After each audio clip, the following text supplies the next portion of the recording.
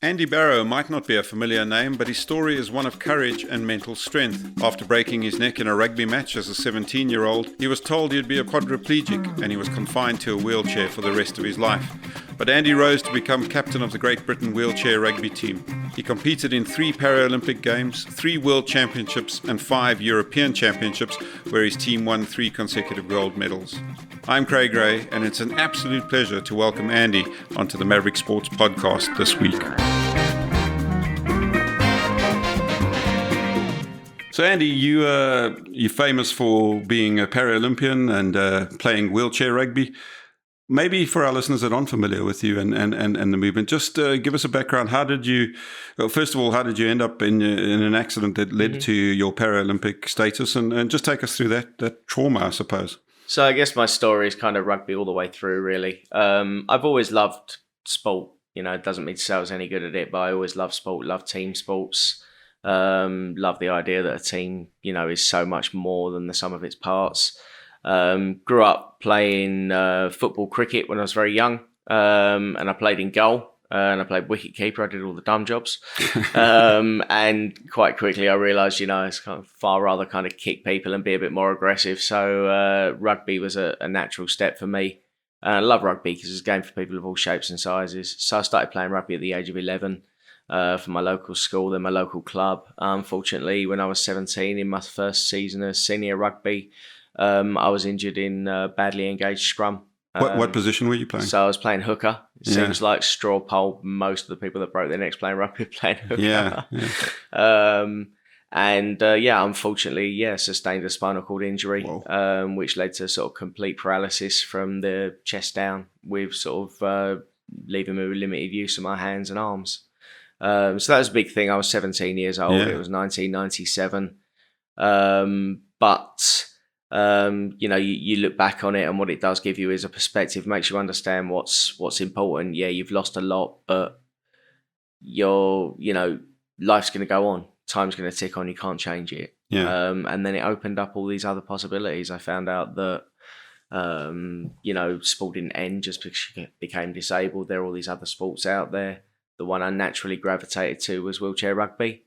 And that was the start of a journey that kind of took me around the world, really. I started playing for fun, just to make sure I was physically fit as well. I'd lost kind of like 4/5 of my body function as you understand it. Yeah. So I had to make sure that last 20% worked as well as it possibly could for me to be as independent in life as I possibly could. Yeah. So that was how it started. It started for that, and it obviously started for fun. Wanting to get back, wanting some camaraderie, wanting to be in a team environment again, mix in with people who had been through what I'd been through. Yeah. And then, as I say, I started getting good at it.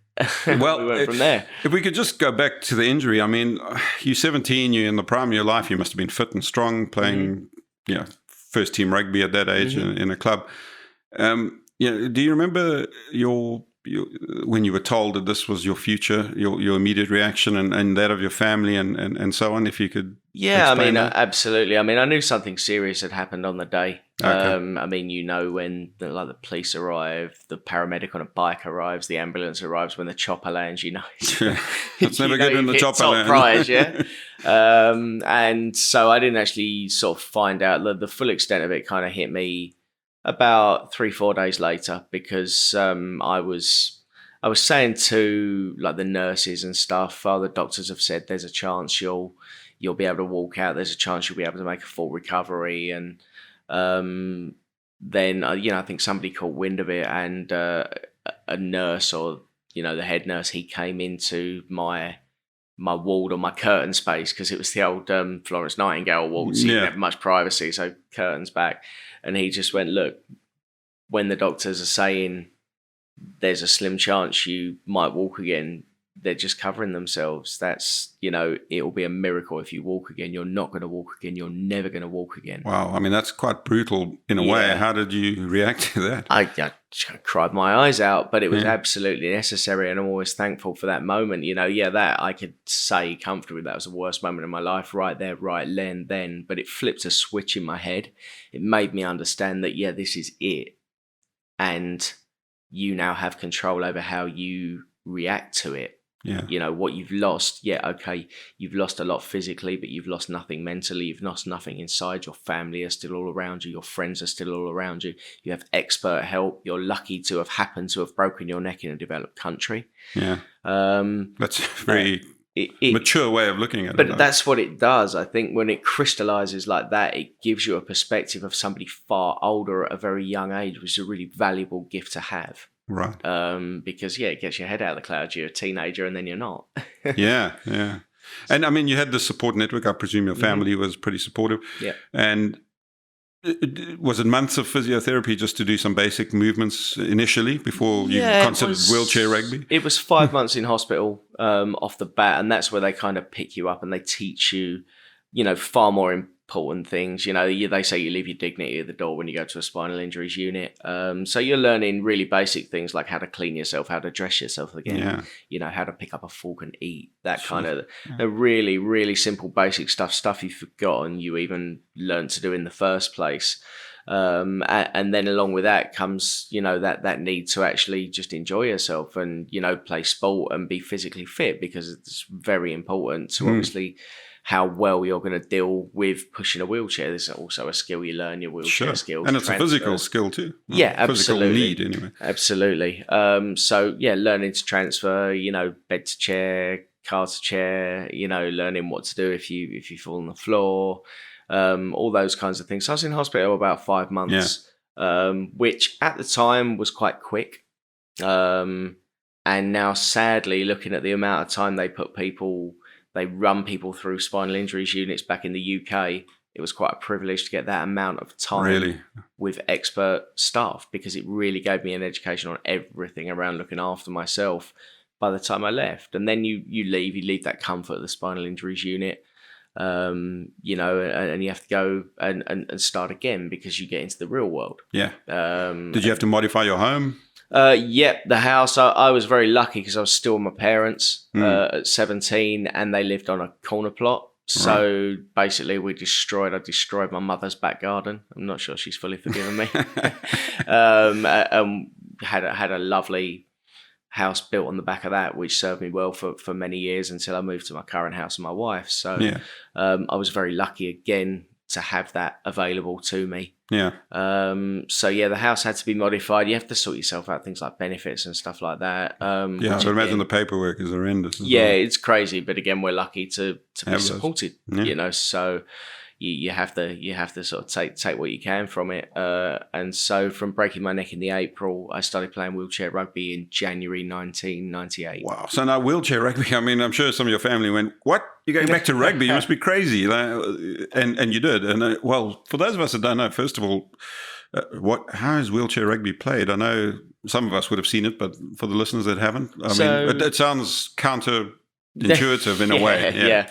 I mean, the common joke with my mates was sort of, how do you lift in the lineup and all that? and it was just like, no, there's none of that. It doesn't bear too much resemblance to rugby. It's played on a basketball court 4-on-4, and it's derived from wheelchair basketball, and it's derived from the fact that a bunch of guys with more severe disability. So I want to say a bunch of guys that broke their necks rather than their backs were sat around in a spinal injuries unit in the 70s in Canada, watching a game of wheelchair basketball, thinking we can't compete. Physically, it'd be like under 14s playing the full box squad, because we're just not that functional. We're more disabled than that. And that's not a pity thing. That's just a hard fact of what works. So they decided to modify basketball. So they played with a volleyball rather than a basketball because it was lighter. Rather than shooting a hoop, you score between two cones at the end of the court. Rather than bouncing every 2 pushes, it was every 10 seconds. And rather than scoring every 24, you scored every 40. And then I think they probably took a look at it. I know there were probably a bunch of blokes. They took a look at it and thought, that looks a bit sedate. We'll smash into each other and call it Murderball. So that's how the sport started. They never thought it'd leave Canada, let alone North America, but it did, and it spread across the pond to Europe, all the way down through Europe. Then it went down, out to Australia and the Antipodean, and then it came down to South Africa. And somewhere along the line, somebody sort of thought, we want to get this sport Paralympic status. Nobody was going to give Murderball Paralympic status, so they changed their name to wheelchair rugby. I'm ever glad of that, because it's tied in so much with so many opportunities along the way with the sport of rugby. And we got our Paralympic status. We're a demonstration sport in '96. Full medal sport from Sydney onwards. And around about 2004, somebody decided to make a documentary about the rivalry between the American and Canadian team, and it got called to call it Murderball again. So there was won an Oscar, didn't it, for best documentary? It was nominated, I think. The Penguins beat it. Yeah. Oh, well, you can never beat the Penguins, man. March of the Penguins beat it, yeah. But it was nominated, yeah. Yeah, I remember that, and what a movie it was too. I mean, it just gave an insight. And those of you that haven't seen Murderball, probably a good place to start if you're interested in Andy's story. But I mean, do you get knocked when you get knocked over? How do you get back? Is it that physical? Can the wheelchairs get knocked over? Absolutely, yeah. I mean, the wheelchairs get knocked over all the time. I mean, a lot of if you were to go on YouTube and look at the highlight reels, you'd see a lot of crash bash. But obviously, it's highlight reels. It's like your big hit reels. Yeah, right. And when you see it more often than not, you see the game at the highest level where we're elite athletes and we're very trained. When we fall over, for the most part, we need help up because we're strapped into our chairs. Yeah. And we just haven't got the function to flip ourselves back up. Yeah. Because we're strapped in from sort of the feet, the legs, the hips, and the waist. So you're kind of very much like an upended turtle. So next break in play, they come pick you up unless play comes near you, in which case they're stopped. So I mean, play carries on if you're not sort of affecting play and you're falling over. Yeah, it's no massive deal to fall out. You'll do it a lot. You'll learn how to fall. As a smaller guy, I certainly learn how to fall. Yeah. You just know when somebody comes for you, it's like, right, I just need to not give a foul away here. Is there no fear? I mean, you've been through, most of you would have got injured in either a sports field or a car accident or something, but there's no fear of, can you re-injure yourself again? Could you aggravate what is already a bad situation? And what other kind of injuries do you pick up in Murderball or wheelchair rugby? I mean, I work on the lightning doesn't strike twice theory. It's highly unlikely that you would re-injure yourself in a severe fashion. If you have a spinal cord injury, then obviously the injury itself is minor. The ramification is catastrophic. I broke a tiny bone in my neck. It's... Okay. That'll just mend. You can't mend a spinal cord. Yeah. So there's a plate in my neck. My neck is strong. Yeah. If I was an unstable injury, it was a sort of an incomplete injury and hadn't lost function. Yeah, I'm not going to gamble, the remainder of my function, taking a few steps against playing the game. But for us, we're fairly kind of cut and dried and done. And the chairs keep us very safe. The main injuries you get aren't really impact injuries. People talk about broken fingers a lot of the time because they think the wheels will get in the way. It does happen, but rarely. Yeah. Mainly it's overuse injuries. Your shoulder, elbow, wrist. You're not really using your body as it was sort of meant to be used anatomically, so you're putting way too much stress through far smaller joints. While we're talking about injuries, I mean, you're still a keen rugby watcher. Yeah, I'm talking able-bodied rugby at the moment. And there's been a lot of debate about rugby injuries, the tackle in particular. We saw at the World Cup last year. They were very strict on the tackle law, which, in some cases it feels ridiculous. It feels like, a guy ducks at the last second, last split second into a tackle, and there's nothing, as you know, we've all played a bit of rugby, even if you played at club level, there's not much you can do in that split second. So what is your take on where rugby's going in terms of its injury prevention? I'm pleased with it, certainly from a catastrophic vantage point. When I broke my neck, I think the average was about 2 a year in the UK breaking their necks in or having catastrophic spinal injuries in rugby. That's now down quite some way, but the more interesting stat is the manner on the field in which you break your neck. There are far less scrum injuries now. Most spinal cord injuries are those multi-directional contact injuries, hence why they are now moving to tighten the tackle up. And I agree with you, sometimes it's unavoidable, but also I think you saw a fairly quick adaptation. I think you'll still see a really quick adaptation because it is, we often compare ourselves and go, I couldn't adjust in time. These guys are pros. They will learn how to do it. They will learn to adjust. There's still going to be times where someone gets an absolute clothesline in by mistake. And if that now says you've got to go, you've got to go. Yeah. But what rugby has always been good at is being hard and fast, or, straight down the line with the rules and saying, right, we're changing it, and you get used to it rather than say soccer and just leaving it go and go and go, and you have the kind of diving epidemic that you do now and the problems with VAR. I think it's on the right side at the moment. I'm absolutely would never ever want to see scrums leave the game. Would want to see chest high tackles leave the game. I wouldn't want to see any of that. Yeah. The game is a physical game. There's an element of risk in everything we do, and people go into it knowingly, and they go into it from a young age, learning the skills. It's like we're not going to lob someone in the front row when they've never been in a scrum before at an adult age. So I'm confident with all the way through the age groups that the appropriate safety is being put into the game. Yeah, I mean, I know my son's 9 years old, but from about 6, they started junior rugby. And they never touched a ball, really. It was all about tackle technique and about how to fall and about how to be tackled. And I mean, I think that's quite important at 6 years old to understand. Even then, they're young and supple and the impact's not that big, but they're getting this technique drummed into them from an early age. Absolutely. Our nephew's going through the age groups now, and he's 16, just bought him a Stormer's top, actually. And they do well. He's a little gobby scrum half. So, but yeah, he's been taught the right way through, and I think that's really important. And I think we have an excellent network in the sport that's making sure that our youngsters come through strong and knowing how to play the game. Not only physically, but obviously the right values of the game as well. The last thing I ever wanted was for anyone to be discouraged from playing rugby because they heard that I'd been injured. Playing rugby, you're literally 100 times more likely to go and get hit by a bus on the street. Sure. And I mean, part of your development and your life after your injury has also been sort of the motivational speaking circuit. They're helping youngsters. And I guess talking about rugby, talking about your life, how is that?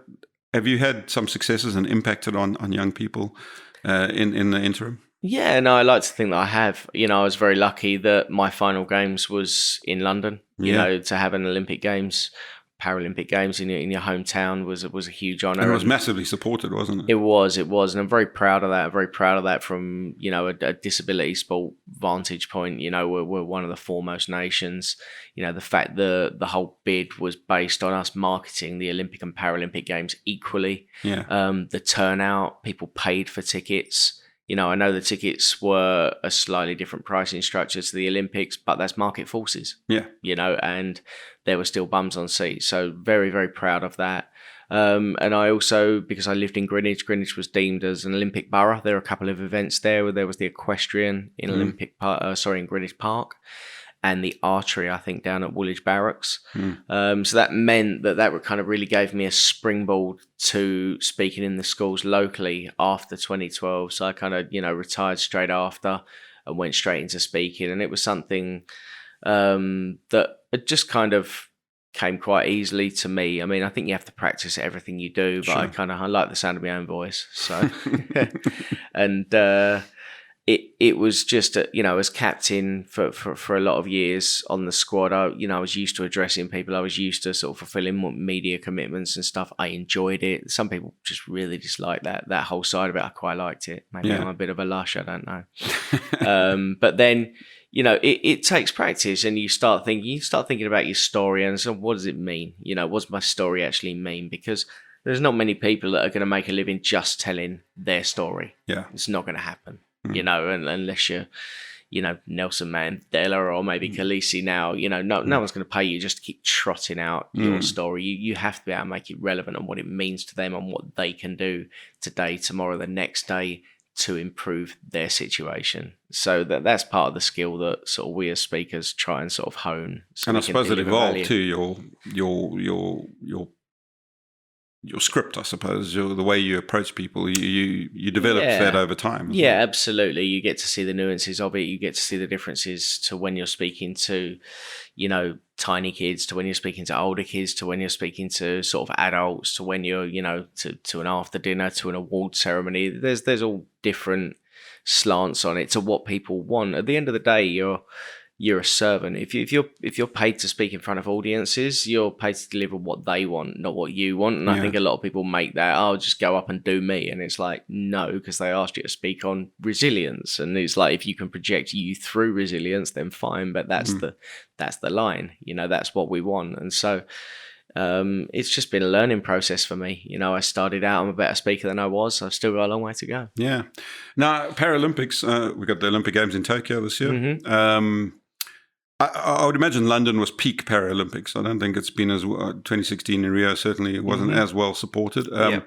I don't know what the expectations are for Paralympics in Tokyo. Do you know what the sort of general feeling towards Paralympic sports is in Tokyo? I believe they will surpass London. Really? Yes. I just the way they've approached it, you know, the diligence with which they've approached it, the way they want it to be. You know, you've just seen a World Cup. You've seen how sort of tremendously received and treated the teams and fans were there. I think there's so much pride in the nation. When I've been out a couple of times to Japan, just having a look round and just, the atmosphere is going to be fantastic, and people are genuinely excited about both Paralympics and Olympics. So I think it's going to be excellent. I think it's going to be difficult. The challenges are going to be the sheer geography of Tokyo, the floor space. It's just, you know, particularly from an accessibility vantage point, there's so many tiny little kind of shoebox apartments and stuff there. And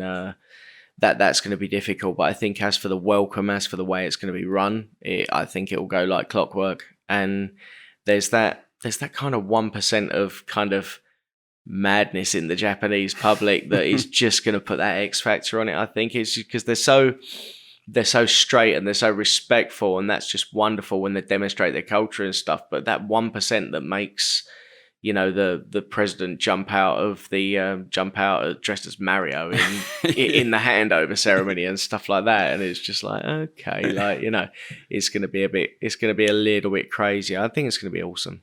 Now, who are the dominant teams in Paralympic rugby at the moment? I mean, how did you guys do at the Olympics, by the way, as Britain? Britain in Rio came 5th. Yeah.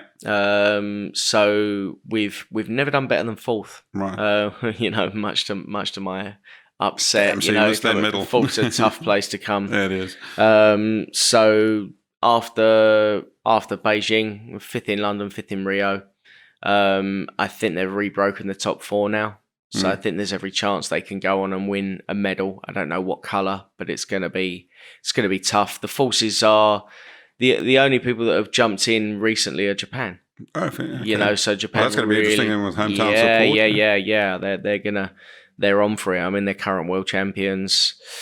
So we'll see. You never know what a home games can do for you. So it's, you know, Japan, Australia, America, GB, Canada. Yeah. Are really, you know, and 5 doesn't go into 4 very well, and 3 even less so. And South Africa, have you seen any of the sport in South Africa at all? I have, yeah. I mean, I came out here playing in 2002. So, wow. And the sport was there, but as always, it's going to be Paralympic sport is much more equipment based. Mm-hmm. So it is much more, all elite sports about money. But when you're boiling it down to let me get my maths right here, 100,000 rand chair versus pair of running spikes, it gets difficult. It does. Yeah. I was lucky to speak to a couple of the new players at the Stormers game at the weekend, and one of the older players as well, who was out here when we were out here in 2002 as young kids. So it was really nice just to kind of be able to reconnect. And I had a couple of pictures from that time we were out here. So, you know, the sport is still going, but they're always going to need support. You know, so if anyone listening out there is a rugby nut and wants to do something slightly different, get involved, support South Africa Wheelchair Rugby, because it's not a cheap sport. And, you know, undoubtedly I benefited over having financial support over the years hugely. You know, those chairs I mentioned with that big price tag, I had 11 in my career, you know, and that's what you need. Yeah. You know, I smashed and were those to paid bits. for by Largely, I was sponsored because I was sponsored by the RFU. Yeah. Having broken my neck as a rugby player, towards the end of my career, I got good enough that somebody gave me a sponsorship. But I wouldn't have got there if somebody didn't put a chair under my arse in the first place. Exactly, so it's that's really huge. You know, if these chairs are our Formula One cars, and when you have such little function, a chair will drastically affect your game. Now, talking about injuries and chairs, and you were supported by the RFU. You've been doing some work for the Chris Berger Petro Jackson Fund. You've been out here. They do great work for South African rugby players who have suffered similar injuries to you. What's been your involvement there, and just your view of what's been happening there? I'm at the very start, really, with them. I was lucky enough that when I was doing some work with Laureus a couple of weeks back, they invited out, I think it was Tory Gardner, a rep from the fund. We're just in the early stages of having a chat about what I could do in the future. I'd love to kind of share best practice from what I know from the Injured Players Foundation back in the UK. And hopefully just kind of see where it goes from there. So it's a bit of a watch this space, really. Yeah. And Laureus, you've been involved with them as well. Now, Laureus, of course, is the organisation that their flagship is the Laureus World Sports Awards, which they hand out to the best sports people in different categories.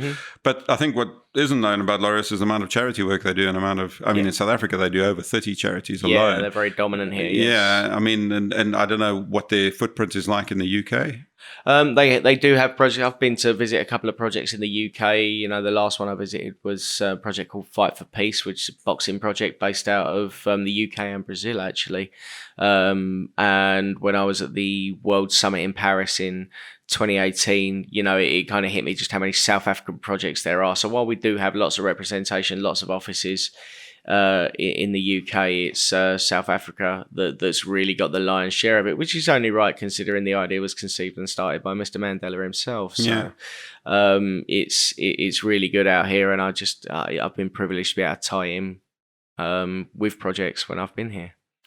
Now, you're a rugby fan. Have you forgiven South Africa for what happened in Japan last year? Oh, dear. I mean, I don't even think it's a case of being able to forgive them. I just think they were so much better than us. I mean, it was jaw-dropping, really. And no one expected that final to no one did, and I'm not buying the oh, you'd had your final. Again, they're professionals, and they just did not play well enough. I've watched a bit of analysis on it, and can see what happened, but South Africa were just far, far better on the day. There just wasn't even a moment where you go, oh, that was a bit unlucky. No, you caned us.